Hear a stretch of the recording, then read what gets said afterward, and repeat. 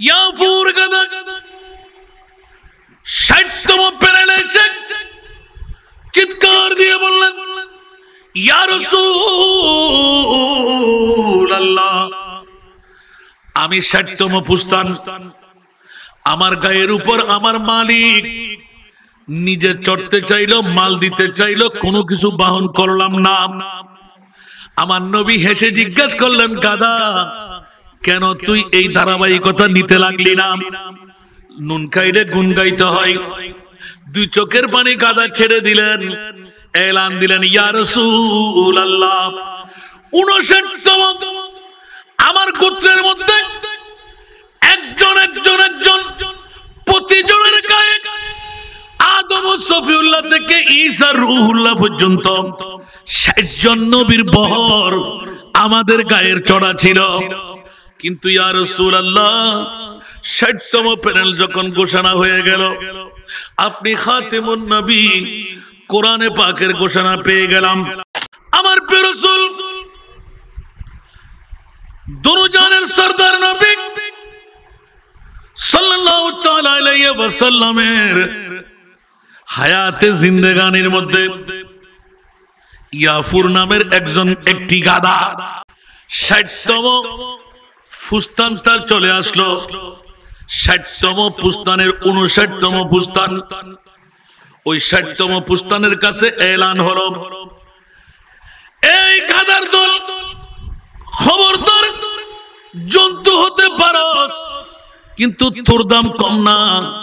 ইয়াফুর গাদার কথা বলছি, উনি আমার নাম দিলেন, নবী নাম দিলেন ইয়াফুর। উচ্চ আওয়াজ দিয়ে বলবেন না সুবহানাল্লাহ। নাম ছিল প্রথমে আব্দে ইয়াজিদ, আমার নবী ইয়াফুর নামটা ঘোষণা করে দিলেন, বিশ্বের জন্য রেকর্ড হয়ে গেল। গাদা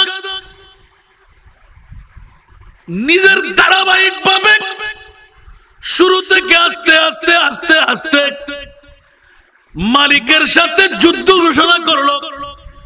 খবরদার মালিক, আমার ৬০তম পুস্তান, আমার গোষ্ঠী গায়েতের মধ্যে দল চলে গেল। ৬০তম বারের শেষবারের মধ্যে আমি গাদা ইয়াফুর, উচ্চ আওয়াজ দিয়ে বলুন না সুবহান। ইয়াফুর এলান দিলেন, শত নির্যাতিত হলো। গিরিশ যখন তার গায়ের উপর চড়াতে যেত, কোন মানামাল তুলতে যেত, গাদা পিছের থেকে এমন সাইড মেরে দিতেন, এমন ভাবে বাহানা করতেন, নিজের মালিক মারতে বাধ্য হয়ে যেত। এত মার শিকার করেও গিরিশকে বুঝাইতেন, মালিকে শত চেষ্টা করলো, আমার গায়ে আমি কাউকে চড়তে দেব না। উচ্চ আওয়াজ দিয়ে বলুন না সুবহান। কিন্তু গাদার কথা সে কেমন করে বুঝবে?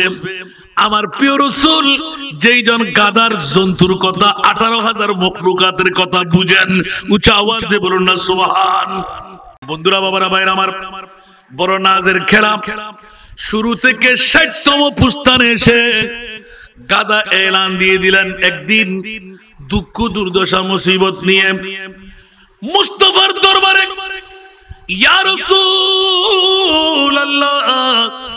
দুই চোখের পানি দুই ধারে ছেড়ে দিলেন, কান্নারত অবস্থায়। আমার নবী শুধু উম্মতের মায়ার মধ্যে পাগল না, জীবজন্তু পশু পাখির মায়ার মতো আমার নবী রহমাতুল লিল আলামিন। উচ্চ আওয়াজ দিয়ে বলুন না সুবহান। আজকে আমরা দুই পায়ের জন্তু হয়ে নবীকে চেনার সুযোগ পাচ্ছি না।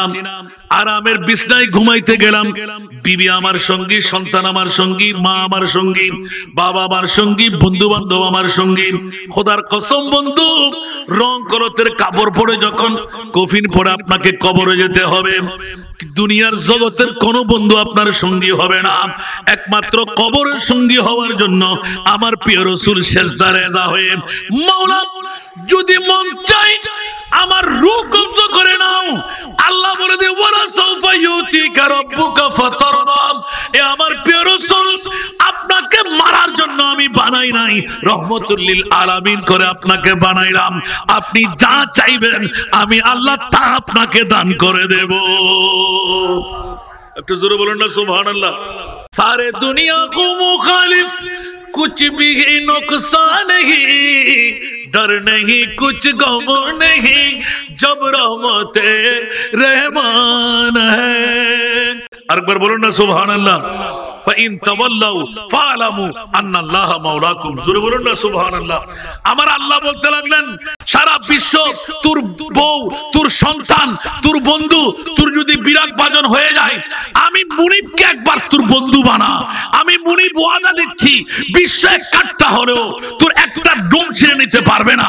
আমি মুনিব যদি তোর পক্ষে থাকি, তোর সহায় করি, সব কিছু তোর পক্ষে থাকবে। জোরে বলুন সুবহানাল্লাহ। ইয়াফুর গাদা 60তম প্যানেলে এসে চিৎকার দিয়ে বললেন, ইয়া রাসূলুল্লাহ,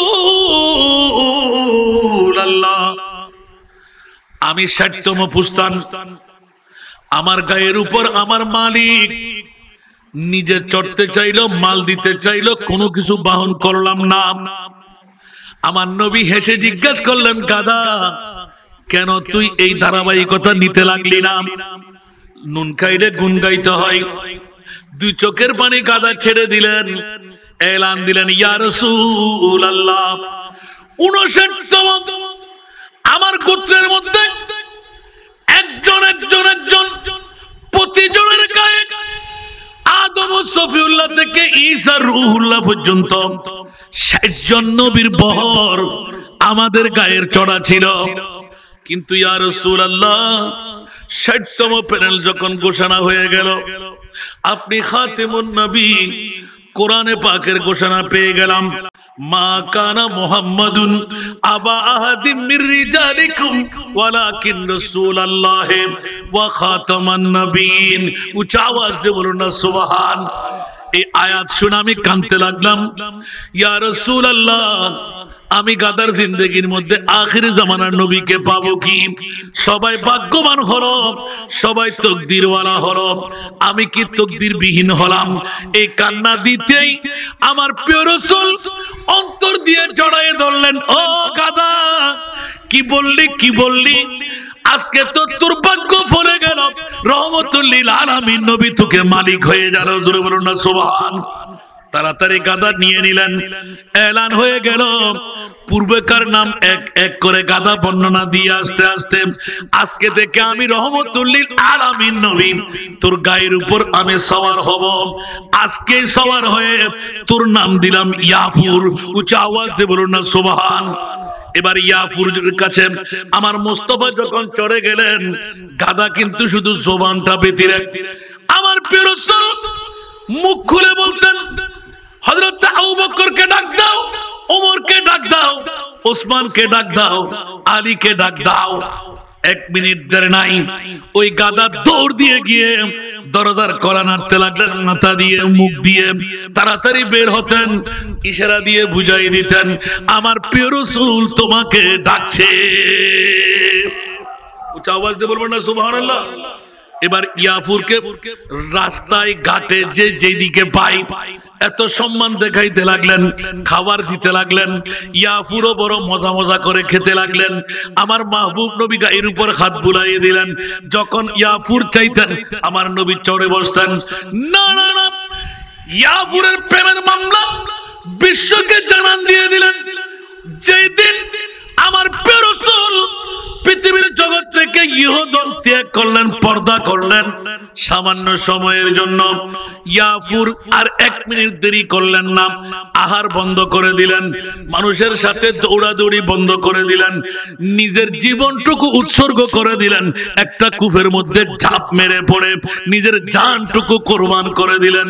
ইন্না লিল্লাহি ওয়া ইন্না ইলাইহি রাজিউন। উচ্চ আওয়াজ দিয়ে বলুন না সুবহান। আর একটু জোরে বলতে হবে। মুস্তাফার পর্দা করতে দেরি নাই, ইয়াফুরের বিদায় নিতে দেরি নাই। সারা আরবের আনসার মুহাজির হু হু করে কান্না। একদিকে মুস্তাফার সুখে সুখাহত, আর একদিকে গাদার সুখে সুখাহত।